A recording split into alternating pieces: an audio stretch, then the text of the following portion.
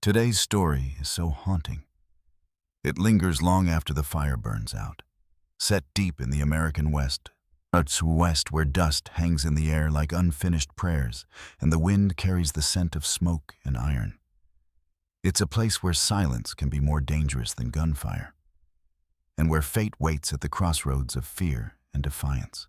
It begins with a single spark, small, almost invisible, but powerful enough to ignite a reckoning no one saw coming. Before we kick off this adventure, don't forget to hit like on the video and let us know in the comments where you're watching from. Montana Territory, July 1882. The sun sagged behind the ragged hills, while smoke from the burned-out church coiled upward into a bruised evening sky. Inside the forge, the fire didn't just burn, it awakened. Dust drifted down the lone dirt street of Ravenon like restless spirits. A dying town wedged between scorched badlands and the black throat of a dead canyon. The land stretched wide and unforgiving in every direction, flat and baked hard, broken only by stubborn mesquite and the bleached ribs of cattle half swallowed by sand. Cicadas clung to fence posts and buzzed like distant drums of war, their rhythm rising and fading with the dry wind. Ravenon was little more than a scatter of tired buildings.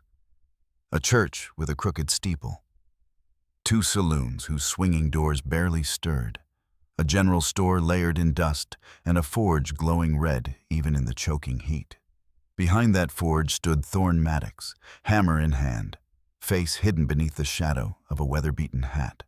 His arms were roped with muscle, smeared with soot and crossed by old battle scars, as though war had carved its signature into his flesh and refused to fade. 6.5 feet tall, broad as the anvil before him, and just as unyielding. The iron bent under his blows, each strike ringing out like something ancient, remembering why it was forged. His silence wasn't timid, and it wasn't bitter. It was deliberate, sovereign, the kind of silence that dared a man to question it, and no one ever did. No one in Ravenon remembered a time before him. But they all remembered the evening he arrived 7 years ago, dragging a broken wagon missing a wheel, 2 half-starved mules trembling in their harness, and a single canvas pack over one shoulder. He didn't ask for help, didn't tip his hat. He walked straight to the abandoned blacksmith shop, kicked the doors wide open, and claimed it. By dawn, smoke rose from its chimney. By noon, the hammer began to sing. The townsfolk whispered about him after dark, usually over whiskey. Lenora Wainwright claimed he was running from something. Said she'd seen it in his eyes once. Something cold and merciless. Obadiah Flint swore he spotted Union scars across Thorne's back when the blacksmith washed in the creek one summer. Nobody ever asked him the truth. Not because they feared the answer, but because they feared the silence that would follow. Children crossed the street when passing the forge. Some called him a giant. Others said iron ran through his veins. Ansel Crowder once swore Thorne had killed a cougar bare-handed.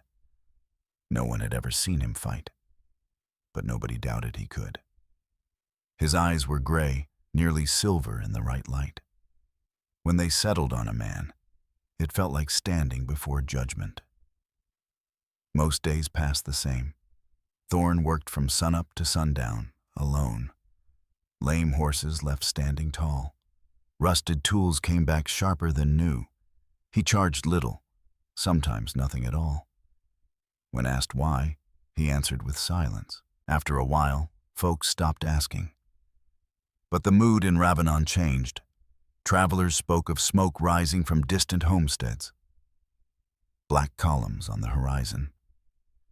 Then Reverend Malachi Brandt packed up and left town, claiming the Lord had called him elsewhere, though everyone knew fear had done the preaching. Soon after, Sheriff Calder Voss vanished. His badge turned up nailed to the church door, crusted with dried blood. Still, Thorne Maddox kept hammering as if none of it touched him. That Sunday, the wind came in hard, howling through the canyon and rattling loose fences. Tumbleweeds rolled through empty alleys. The saloon stood deserted. Windows were shuttered tight. Ravenon wasn't calm. It was waiting. Then a rider crested the ridge as the sun melted into gold. He wore a long black coat that snapped behind him like wings, and a once red kerchief now stained dark with dust and blood hid half his face. His horse moved slow and measured, hooves thudding against hard earth like warning drums. He stopped outside the forge and waited. Thorne didn't look up. The hammer rose, fell. Leather creaked in the saddle. Beneath the kerchief, dark eyes studied the blacksmith. The steady rhythm, the lack of flinch, the refusal to acknowledge spectacle. Silence stretched between them, tight as drawn wire. Finally the rider spoke, voice low and edged with threat. "So you're the one they call the Iron Ghost?" No answer. "They say you don't talk because there's nothing left inside you. That right?" The hammer dipped a horseshoe into water. Steam hissed. "Or maybe," the rider went on with a thin laugh, "you're just waiting for someone worth killing." Nothing but the rasp of cooling iron. The rider chuckled. "That'll change soon enough." He turned his horse and rode off slow, dust trailing behind him, swallowing the last of the light. Thorne didn't watch with his eyes, but his grip tightened around the hammer. His shoulders rolled once, like a man remembering the weight of something he'd once carried. His breath caught, just barely, like a distant war drum stirring in his chest. The forge hissed louder. The canyon wind roared. Ravenon held its breath. They returned just past noon, when the sun burned white overhead, and even the wind felt too tired to move. 5 riders entered town like men who'd never faced consequence. Their horses were lean and mean-eyed, hooves cracking the earth like splitting bone. Dust clung to their coats. At their front rode Garrick Vire, a buzzard feather tucked in his hatband. He slouched in the saddle like he owned the horizon. A jagged scar pulled one corner of his mouth into a permanent sneer. His pale eyes gleamed with cruelty. Behind him rode the Hollow Ridge men. Hollis Vane, half his jaw gone and all patience with it. Dax Ridley, 6 notches carved into his rifle stock and one old wound in his gut that never healed right. Bram Tolliver, who hummed tunelessly while stealing cattle. And young Ivor Knox, twitchy and eager to prove he belonged. They dismounted in unison, boots striking dirt like a drum beat, then spread out through town like wolves testing a fence line. Curtains twitched. Mothers pulled children close. The air thickened. Garrick strolled down the main street, spitting tobacco, stopping beneath the hanging sign near the forge. And there stood Thorne Maddox, stripped to the waist, hammer swinging in steady rhythm, sparks dancing around him like fireflies caught in a storm. Sparks burst and swirled around Thorne Maddox like fireflies trapped inside a prairie storm. The forge threw a deep crimson glow across his broad back, carving shadows into the muscle and the old scars that twisted down his ribs. He never lifted his head, never slowed. He flipped the iron and brought the hammer down again. Across the street, Garrick Vire studied him for a long stretch, then gave a dry snort.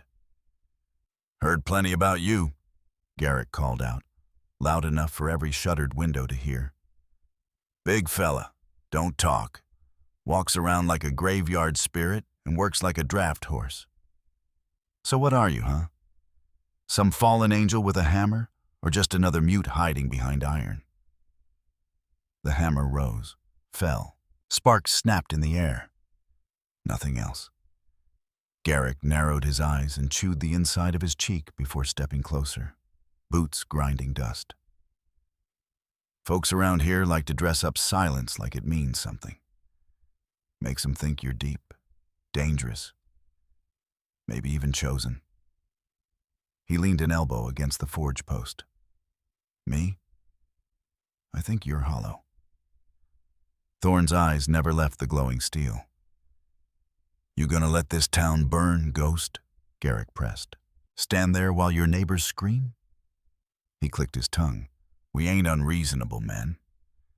This sleepy little place needs protection. Lucky for you, we're selling it cheap." On the far side of the street, a window creaked open. Lenora Wainwright peeked out just long enough to whisper a trembling prayer. Garrick caught the movement and grinned like he'd just drawn a winning card soaked in blood. "No buyers?" he mocked, turning slow with his arms spread wide. "Guess there ain't a hero left in Ravenon." Still nothing. Thorne dipped the iron into a bucket. Steam hissed up, thin and ghost-like. Then the steady ringing began again. Garrick stepped back, brushing dust from his coat. "Dead inside," he muttered. "Damn shame." They rode out that afternoon without hurry, without fear, like men certain they'd return. The sun slipped behind the canyon's teeth. Shadows stretched long across Ravenon, sliding into doorways and over the blackened bones of the church. When night came, it carried the bitter tang of gunpowder. Thorne sat alone in the narrow loft above the forge, the window open to the street. He'd cleaned his tools, scrubbed soot from his skin, wrapped a thin cut that had split open across his palm. The room was spare. A cot, a table, a shelf. A rusted tin cup rested beside a pile of fresh forged nails. In the corner, beneath a folded blanket, lay a moth-eaten Union coat. Then came the noise. Shouting, glass shattering. A sharp scream cut short. Boots slamming against wood. They were back. Through the cracked panes of the general store, Thorne watched Dax Ridley drag Gideon Slade by the collar and throw him hard against a barrel. Hollis Vane stomped through crates of dried beans and canned peaches, sweeping them into a sack with a guttural laugh from what was left of his jaw. Bram Tolliver set a porch curtain ablaze for the pleasure of it. Ivor Knox stood outside, twitchy hands wrapped tight around a shotgun. Garrick wasn't there. No. Garrick had wandered elsewhere. Thorne's gaze shifted down the road toward the preacher's old house, where Elspeth Rowan now lived with her boy. He stood. The floorboards groaned beneath his weight. The forge below had burned low. But its heat still lived behind his ribs, in that buried place where a man's purpose waits. He moved to the window and watched. No rifle, no warning shout, just silence. Out in the street, Lenora Wainwright stepped forward with a lantern in her shaking hand, whispering prayers into the wind. Her eyes lifted toward the loft window. Not angry, not accusing, hopeful. As if whatever strength she had left rested inside the man behind the forge. Thorne did not move. A single gunshot cracked the air. A boy screamed. Thorne flinched, barely. A muscle jumped along his jaw. Something deep in his chest shifted. Not sharp like fresh pain, but heavy with memory. Mud. Cannon fire. Smoke so thick, it choked the sky. Blue uniforms falling in slow motion. Blood soaking into rain-soaked earth. A little barefoot girl stumbling over bodies, arms reaching. Too late. He blinked. The memory dissolved. Down the street, Elspeth Rowan staggered onto her porch, clutching her arm. Blood darkened her sleeve. She didn't scream. She simply dropped to her knees, staring into the dirt. Up in the loft, Thorne's hands curled into fists. Still, he did not speak. Still, he did not move. But something old inside him shifted, like a bear turning in its cave after a long winter. The Hollow Ridge men rode off laughing into the dark, and Ravenon fell silent again. Fear settled over the town like slow poison. Doors that once stayed open slammed shut. Whispers slid through alleys like snakes. That the blacksmith was a coward. That Thorne Maddox's silence wasn't noble. It was weakness. Prudence Harrow spat near the well when he passed. "What good's a giant?" she muttered. just loud enough to carry, if he's nothing but ash inside. Others nodded without meeting his eyes. A man who said nothing when devils rode through town had to be broken already. Thorne heard every word. His forge stood just off the main road, the heartbeat Ravenon once had. Now it flickered like a dying ember. Still, he worked, hammer rising and falling in steady rhythm, shaping iron as if it might quiet the fears spreading beyond the firelight. One afternoon, under a sky bleached white with heat, a boy wandered into the forge, boots too big, hair wild with dust. He lingered there until Thorne finally looked up. "You fought in the war, didn't you?" the boy asked, voice soft but steady. "My ma says you did." Thorne gave no answer. Instead, he reached to the wall and took down a smaller hammer. He held it out. The boy, Corvin, took it. Without speaking, Thorne adjusted the boy's grip, squared his stance, guided the angle of his shoulder. He motioned toward a scrap of iron, controlled, not wild. Power from the shoulder, not the wrist. Corvin struck awkwardly at first, then steadier. Thorne watched. Something flickered in his gray eyes. Not pride, something older. The ring of steel under fire, screams beneath smoke, hooves pounding through chaos. That night, he sat alone beside the forge, watching embers drift upward. The light deepened the lines in his face. His fingers brushed the pale scar stretched across his throat. Once, his voice had thundered across battlefields. He had shouted commands, warnings, prayers. Now he carried the war in silence. His thoughts drifted like smoke, and with them came Shiloh, a field drowned in rain and blood. He saw himself kneeling over a wounded drummer boy, Elias Finch, pressing a shaking hand against the child's chest as life slipped away. He remembered running through cannon fire to pull a crying little girl, Mira, from a burning wagon while flames clawed at the sky behind them.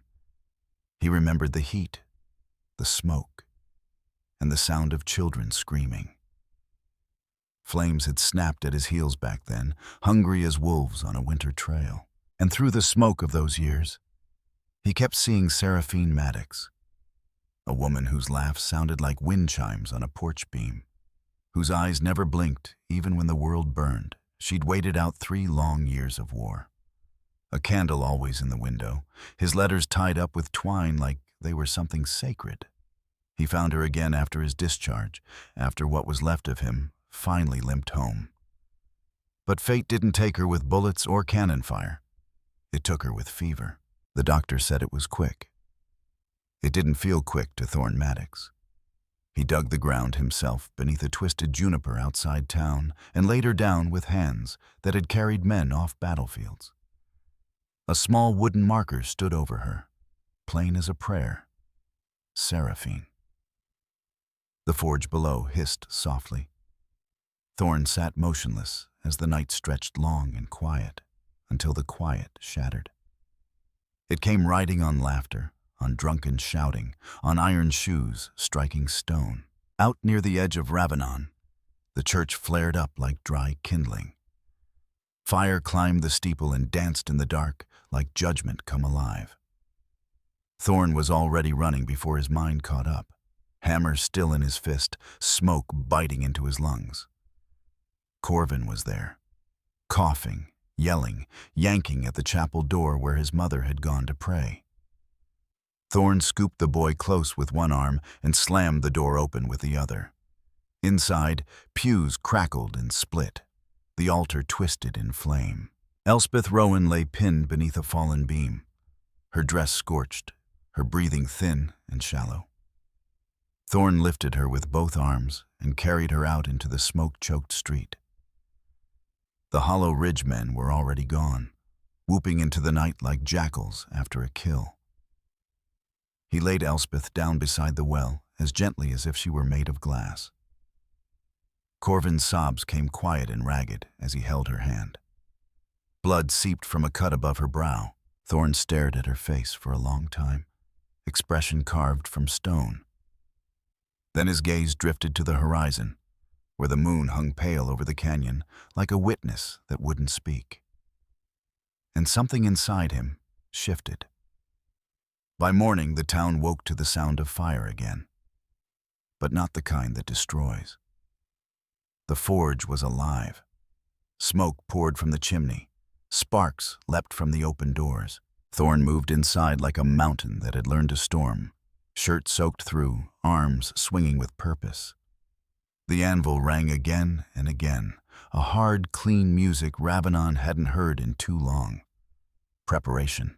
Defiance. Corvin stood outside watching, eyes wide, hardly daring to breathe. No one spoke. No one interrupted. Inside, Thorne wasn't shaping plowheads or hinges anymore. He was shaping war. Nails bent into spikes. Horseshoes twisted into caltrops. Heavy chains reforged into cruel snares. His jaw stayed clenched, and his eyes burned like he'd never truly left the battlefield. And still, he didn't speak. He didn't have to. The forge spoke for him. It didn't sleep. All night it screamed, sparks bursting out like fireflies escaping hell, the anvil ringing in a steady, measured rhythm that sounded like marching boots in memory. This fire wasn't for wagons or horses anymore. It was for men. Old plow blades became jagged plates ground into teeth. Horseshoes became caltrops that could cripple in a heartbeat. Broken rail spikes were hammered into spear points. Wagon axles were reforged into bear traps meant for two-legged predators who'd mistaken cruelty for power. The forge had always breathed heat, but now it bellowed like a dragon waking after years of hunger. Thorne worked like a man possessed, sweat carving clean lines through soot on his face, his broad back shining in the furnace glow. Scars flexed with every strike, each one a story, each swing a sentence spoken in the only language steel understands. He didn't